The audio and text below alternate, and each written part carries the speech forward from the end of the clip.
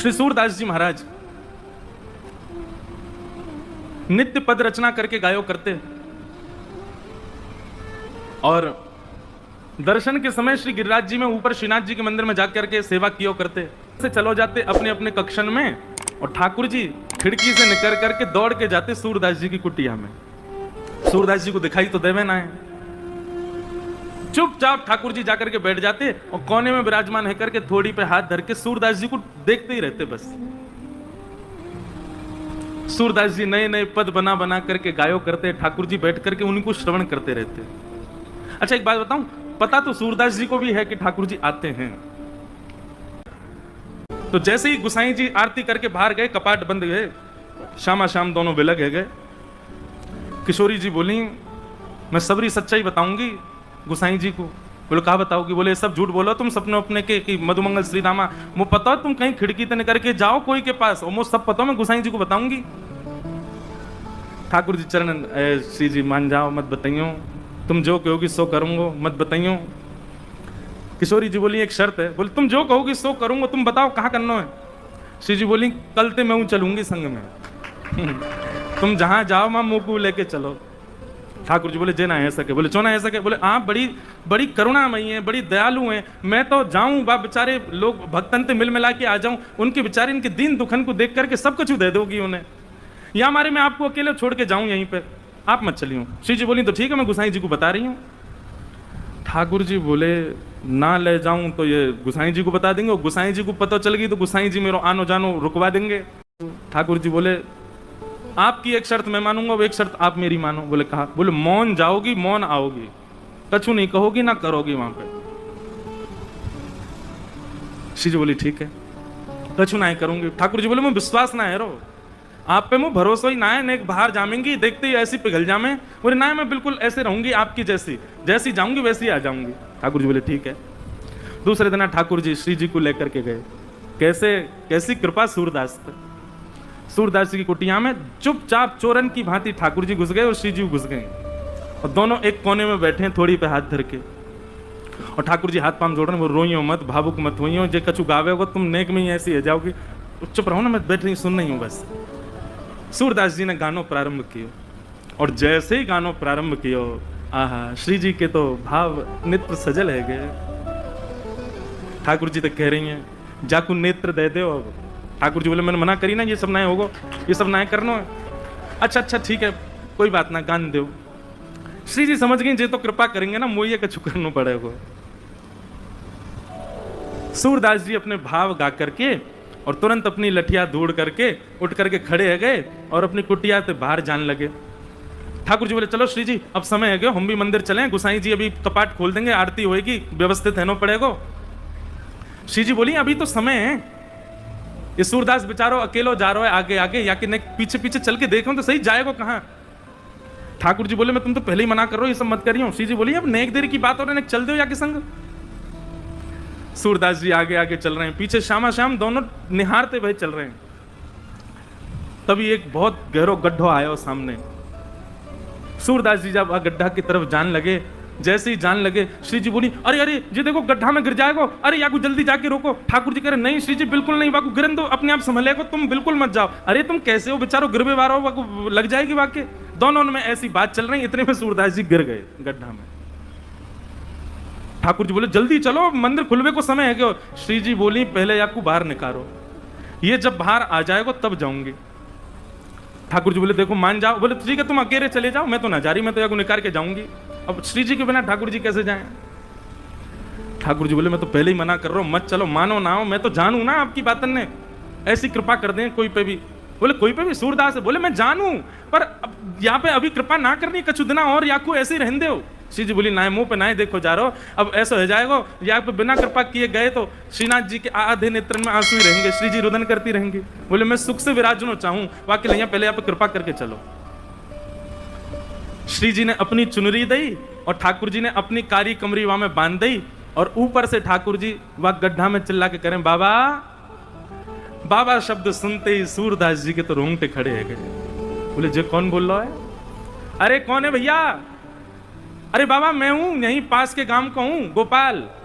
बोले अच्छा भैया कहा कह रहे हो? बोले आप गिर गए हो, मैं आपकी मदद करता हूं, बाहर आ जाओ। सूरदास जी बोले कैसे आऊंगा बाहर भैया, मैं तो बहुत गहरो गिर गए हो। ठाकुर जी बोले मैंने अपनो पटका डाल दियो बाबा, बाकू पकड़ लियो, पकड़ के ऊपर आ जाओ। सूरदास जी ढूंढने लगे, तभी हाथ में पटका आयो। सूरदास जी ने जैसे ही वो पटका पकड़ो, कारी कमरी पकड़ी और ऊपर चढ़ने लगे, तो नासिका के पास जाते वह कारी कमरी में थे ठाकुर जी के श्री अंग की सुगंध, जो आज सवेरे सवेरे श्रृंगार के दर्शन में श्रीनाथ जी में जो इत्र प्राप्त भयो, वहां की सुगंधी और कारी कमरी की सुगंधी एक सी है। सूरदास जी बोले जे सुगंधी तो सुबह सुबह गुसाई जी ने दही मोहे श्रृंगार के बाद, यह पटका में तो कैसे आ रही है? सूरदास जी के मन में संशय नहीं आया कि कोई और होगा, तुरंत विश्वास प्रकट हो गया श्याम सुंदर ही है। और मानो कमर कसले ही हो, बोले आज सूरदास छोड़ना ना है इनको, बड़ी मुश्किल से आए हैं, आज तो पकड़ना है।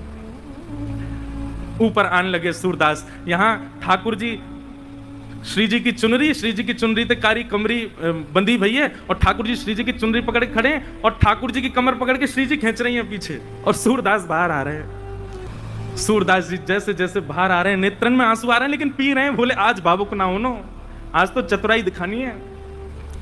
और जैसे ही महाराज सूरदास जी निकल के बाहर आए, जानबूझ के सूरदास जी ने ऐसा नाटक किया कि मानो गिर गए हों, और जोड़ते आगे की तरफ गिरवे को भय। ठाकुर जी तो पीछे हट गए, श्री जी वहीं रह गई, जो श्री जी के चरणन में जाके गिरे, सोई चरण पकड़ लिए सूरदास जी ने। अब सूरदास जी के हाथ में जैसे ही श्री जी के चरण आए, ठाकुर जी ने श्री जी को हाथ पकड़ो, जोड़ते बोले पीछे हटो। अब पीछे श्री जी हटी तो श्री जी के पामन को नूपुर सूरदास जी के हाथ में रह गए। सूरदास जी ने चुपचाप छुपाए के यहीं धर लियो। ठाकुर जी बोले श्री जी जल्दी चलो, मंदिर खुले बारो, गुसाई जी अभी मंदिर खोल देंगे। श्री जी चलन लगी तो बोली जय जय, मेरे एक नूपुर की ध्वनि ना आ रही, कहीं गिर को दिखे। ठाकुर जी बोले दूसरा दिलवाए दूंगा, अब चलो जल्दी। श्री जी बोली ना, मुंह को तो वही चाहिए।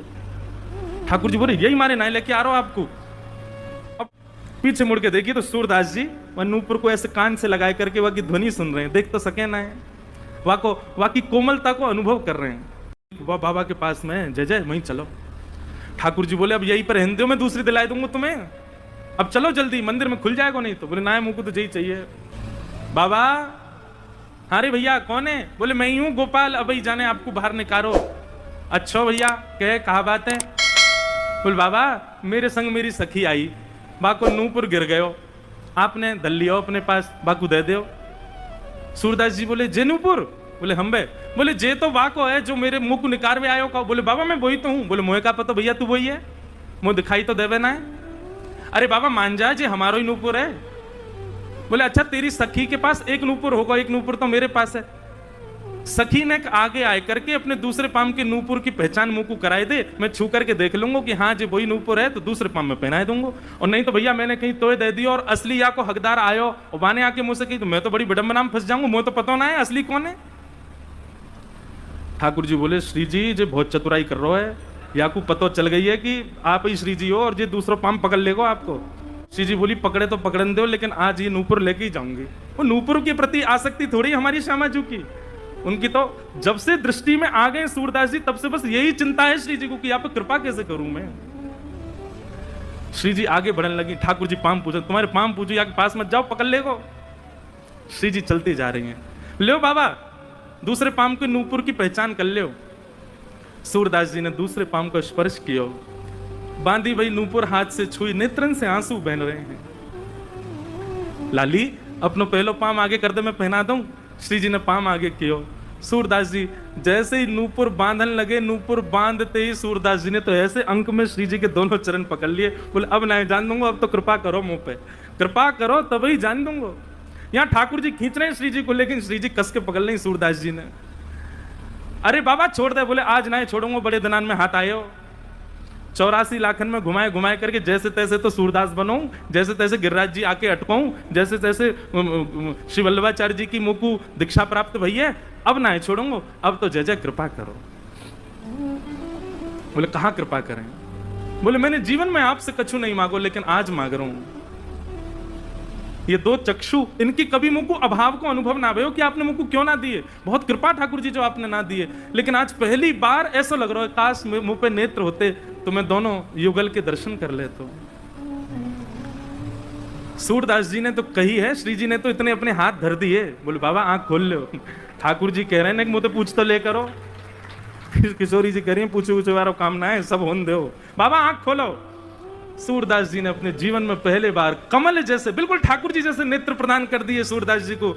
जैसे ही नेत्र खोल करके देखो, आहा, नव दुल्हे ब्रजराज सांवरो, दुल्हन राधा गोरी, बसो मोरे नैनन में यह जोरी, बसो मोरे नैनन में यह जोरी।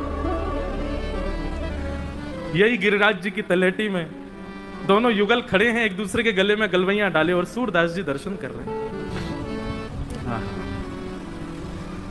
सूरदास जी पे बड़ो अनुग्रह किया ठाकुर जी ने, और अनुग्रह करने के बाद दोनों उनकी खूब रज रज के दर्शन किए। सूरदास जी दोनों जैसी जान लगे, सूरदास जी बोले जय जय अब एक कृपा करो।